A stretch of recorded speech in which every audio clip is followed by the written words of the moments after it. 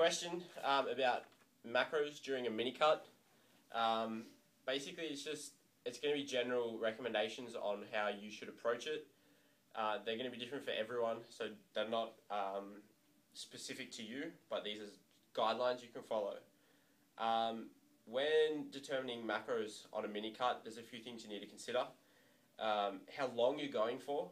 That's going to be probably the biggest one. If you're doing, say, a 4-week mini cut, 3 to 4 week mini cut, you can pretty much, cut quickly and fast, and you won't have to really reverse out of it because you're not going to cause a lot of metabolic damage.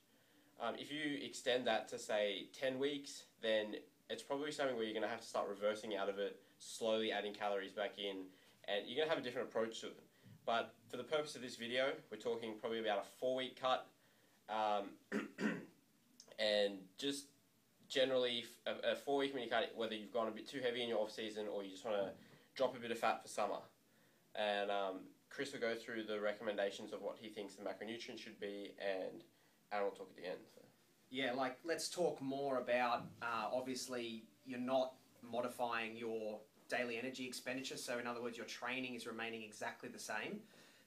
So in regards to each individual macro, we'll talk about protein first. I mean, you want to get a little bit of a bump in thermogenesis, so you probably want to do about a 15 gram increase in protein. Obviously, you can probably get away with 10 to 15.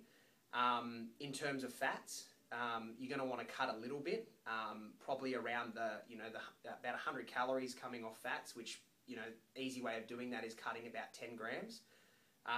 Then obviously the important one, which is sort of your big difference between, say, an off season or a bulk versus a cut, is your carbohydrate intake. The most simple way to do it is just by halving it, or going at about 60% of your normal intake.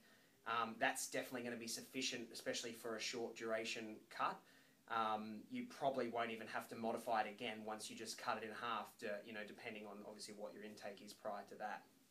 All right, and finally, you just want to make sure that if you're going to do a mini cut, you need to have a good macro setup in the first place, and you need to be, you have to work it up so you have room to cut. So if you're not eating much in the first place and you want to drop weight, you don't really have anywhere to drop the weight.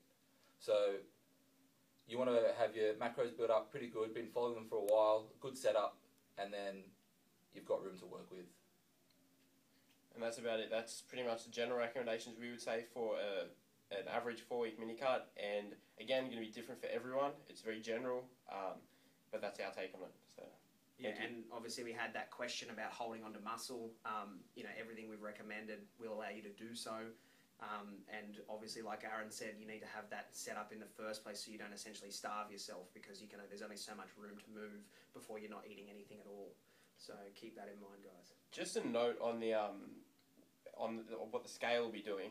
If you cut carbs sort of 50 to 60% like Chris recommended, you'll probably get a big drop in the first week or two, simply just because water follows carbs. So you cut carbs, you're going to lose a lot of total body water. Water carries a lot of weight.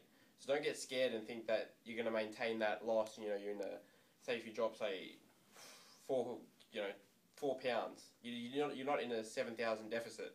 You dropped a bit of water, and that'll probably level out over the next couple of weeks. So that's just a note on that. Don't freak out if the scale drops a little bit quicker than you'd like in the first week or two, but it will level out. So that's about it from us. So thanks, guys. Thanks for watching.